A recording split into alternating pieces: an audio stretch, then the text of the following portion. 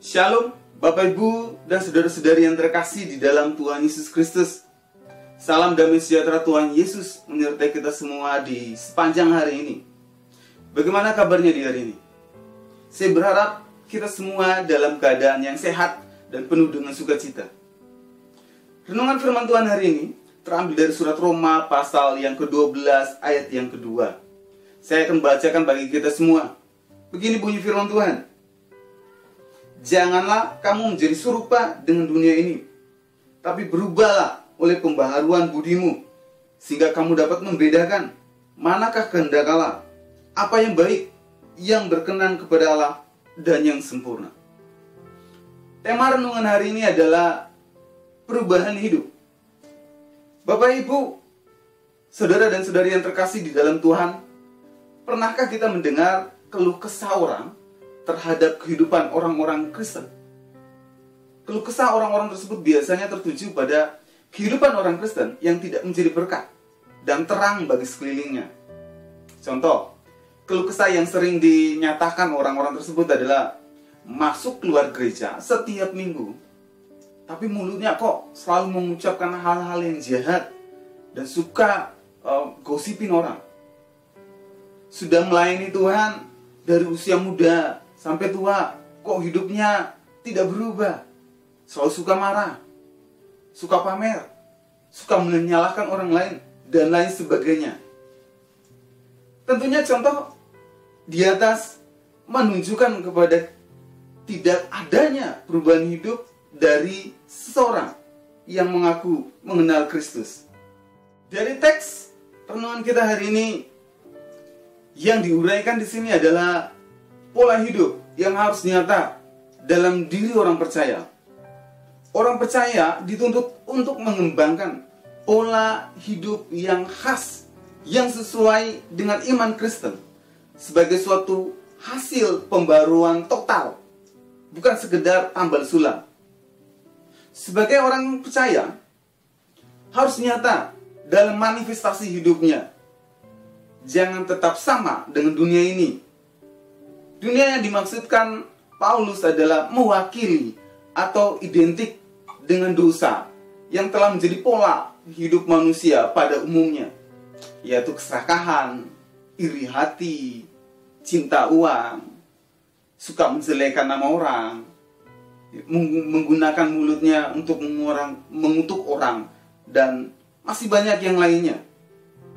Sifat lama manusia yang demikian yang harus ditinggalkan.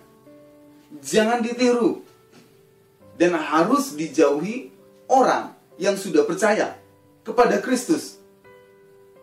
Dan sebaliknya, berubahlah oleh pembaharuan budi kita, atau berubahlah oleh karena pikiran yang sudah diubahkan di dalam Kristus.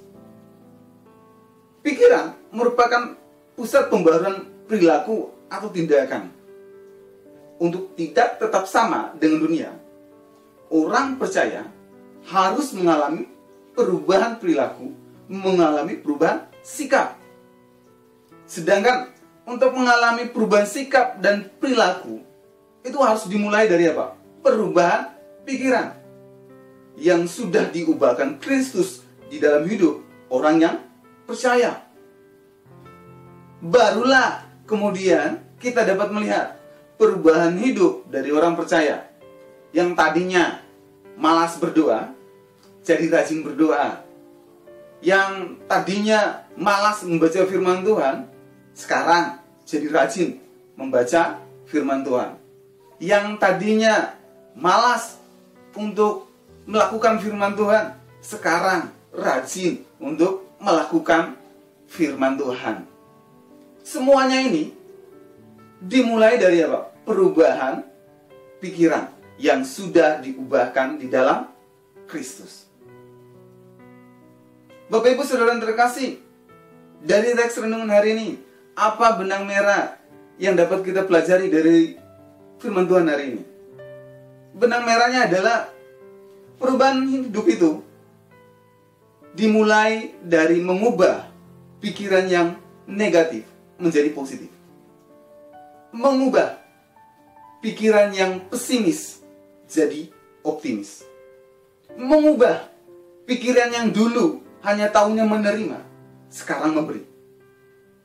Dan semua perubahan hidup ini dimulai dari apa?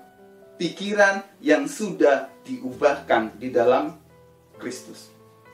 Mari tundukkan kepala, kita berdoa. Tuhan Yesus, kami mengucap syukur mulai kebenaran firman Tuhan hari ini. Kami diingatkan kembali bahwa hidup di dalam Kristus adalah hidup menjadi berkat bagi banyak orang. Hidup yang mengubah pola pikir kami yang lama dan diubah oleh pikiran Kristus menjadi baru dan menceritakan kehidupan Kristus melalui hidup kami. Oleh sebab itu Tuhan, hari ini kami meletakkan pikiran kami di dalam tangan Tuhan.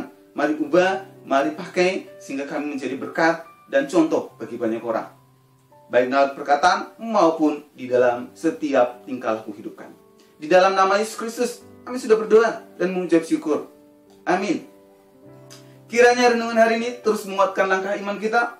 Tetap teruslah berdoa, tetap teruslah percaya, dan tetap teruslah bersyukur. Tuhan Yesus memberkati.